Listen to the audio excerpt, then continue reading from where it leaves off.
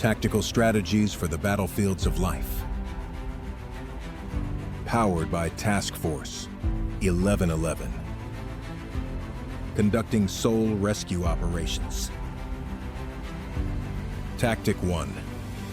Commander's intent, setting your objectives. In the military, the commander's intent is a summary of what the command element's objectives are, including the who, what, and why, leaving the how up to the ones conducting the operation. It is an overview of what the end result should be. Essentially, it articulates the final goal. In the military, we receive the commander's intent by filing into a room where a projector is usually set up, and we are required to have pen and paper to write down the instructions. Here is the actual order, verbatim, that was given during my tour in Somalia. I can repeat this word for word 30 years later because of how carefully a commander's intent is studied. Somalia is reeling from years of famine and constant fighting among clans. 300,000 are reported dead. There is no central government. In December 1992, U.S. forces deployed to Somalia as part of an international peacekeeping force charged with delivering humanitarian assistance to the famine-gripped East African nation. It was dubbed Operation Restore Hope. Mohammed Farah Adid, militia leader of the Habra Gada clan, orders an attack on the UN relief shipment, killing 24 Pakistani soldiers. In response to the continued Habra Gada threat, Task Force Ranger is sent to Mogadishu with the sole purpose of capturing Adid. This force is comprised of U.S. Army Rangers and operators from the 1st Special Forces Operational Detachment Delta, an elite fighting unit also known as Delta Force. The Rangers conducted 6 initial raids before the infamous Black Hawk Down incident on Sunday, October 3, 1993. That was the preliminary briefing prior to entering theater of operations. It's a generalized commander's intent, which would be followed by the specifics of how that mission would be secured. An example of a more specific commander's intent or directive given once in country comes from my time protecting the Fulda Gap, which is the border between East and West Germany during the Cold War prior to the wall coming down. In the spring of 1989, inside the 50-meter zone, known as the line of contention, we were given an order called a FRAGREP, fragmentation report, which applies to what happens within this 50-meter zone. I was right there on site at the border and was given the following commander's intent in the form of a FRAGREP. Report any occurrence on or near the border which may indicate an imminent attack or provoke an armed clash between U.S. Allied and Warsaw Pact forces, or which could provide the basis for a diplomatic protest by either side. Thankfully, I never had to call in a FRAGREP during my time at the border. It would have potentially been an international incident with all available forces in the sector responding. Having a direction of travel is the most critical aspect of any operation. It is a definitive, measurable, and realistic approach to achievement.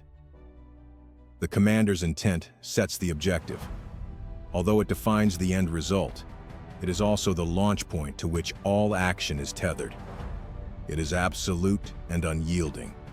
How to reach this intention is what we will explore throughout this video series. You are the commander of your life, and you set the intent. All of the tactics in this series are strategies for accomplishing your intent, or, in other words, your goals. Before these strategic tactics can be learned, practiced, and mastered in your life, you must have an intent on which to use them. You must have a clear goal upon which to operate. To declare your commander's intent, you must set an objective you wish to achieve. Start by identifying something that is of great importance.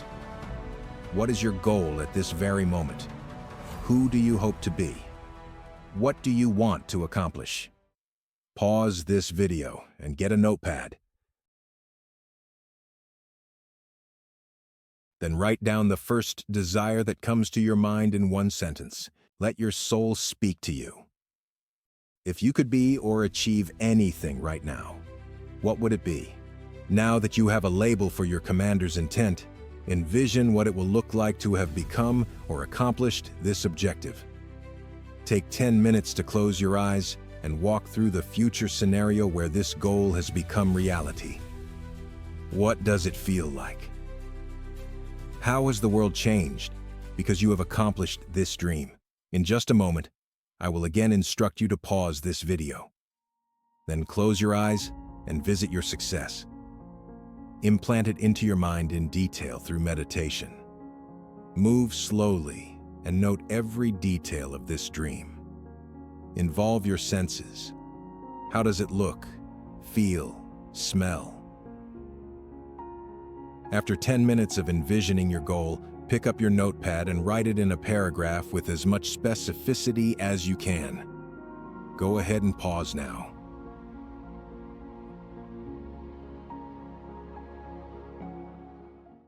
Within this vision, you have a secure foundation upon which to work the tactics you will learn in the upcoming videos. Revisit this scene often. The more committed you are, the more often you should walk through this vision. Your mind will powerfully lock onto your commander's intent from this process of meditation. If you are serious about its success, spend time every day envisioning your goals. In doing so, your mind and heart will work together, where they can often be at odds with each other.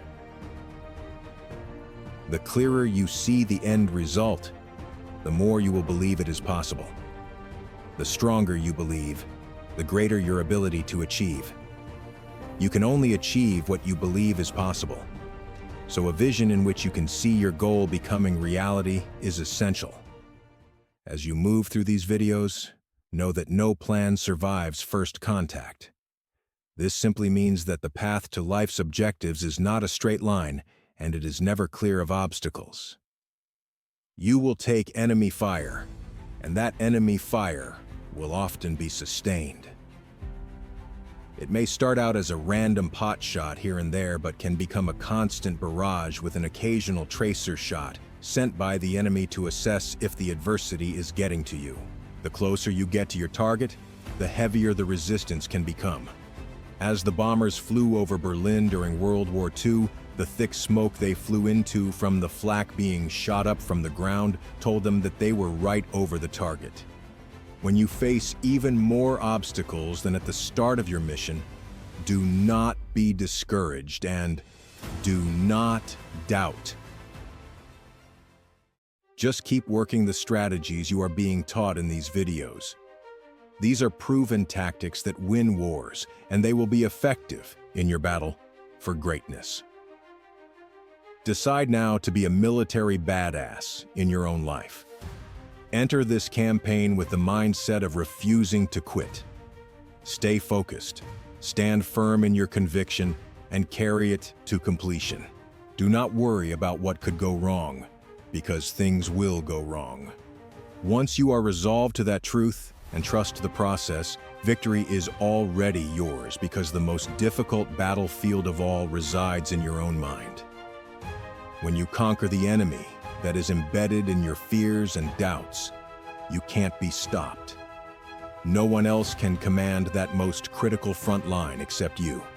It's entirely yours to win or lose.